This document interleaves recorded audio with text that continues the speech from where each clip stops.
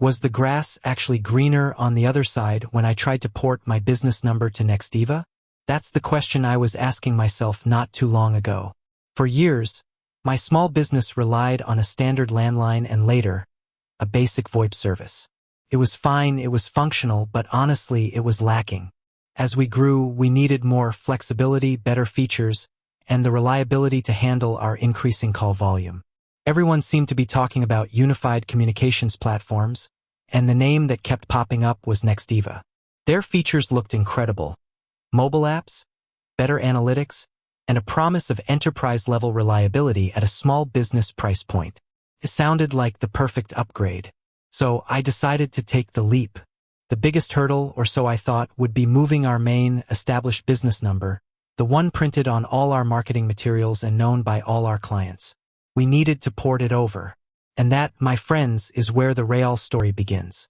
Now, Nextiva's sales team made it sound simple. They said, it's a standard process, a few forms, and it typically takes 7 to 10 business days. Great. I signed the contract, paid the initial setup fees, and submitted the letter of authorization, or LOA, giving them permission to take the number from my old carrier. The first 5 days were silent. Standard, I thought. But on day 6, I got an email. Not from Nextiva, but from my old carrier, asking me to confirm the cancellation of service. I was confused. I reached out to Nextiva, and this is where the runaround started. The official porting department told me my original LOA was rejected. Why? Because the name and address on my Nextiva application didn't perfectly match the records my old carrier had on file. The difference was something minuscule, like using street instead of street on the address. It was a minor clerical error, but it completely stalled the process. This led to a cycle that repeated for weeks. I'd correct the form, resend it, wait several days, and then get another rejection for a different, equally small reason. It was exhausting. Communication was slow, often taking 24 to 48 hours for a reply.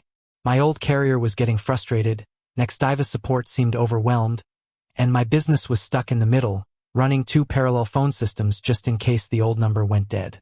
What started as a 2-week transition turned into a 6-week ordeal. The frustrating part wasn't the technical difficulty. It was the lack of proactive communication and ownership from Nextiva's porting team. It felt like nobody was guiding the process from their end. Eventually, after escalating the issue to a higher-tier support manager, they finally pushed the paperwork through. The day the number ported over, I felt immense relief, but also a lingering frustration over the completely unnecessary stress and lost time. Did we get the great features we signed up for?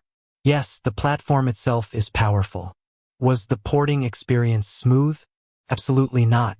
My key takeaway from this entire saga is that moving your core business identity, your phone number, is never as simple as the sales pitch makes it out to be. You have to be meticulous, triple-check your documentation against your old carrier's bill, and be prepared for a fight.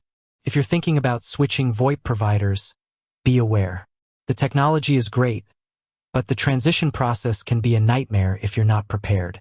With that said, thanks for watching, and until next time.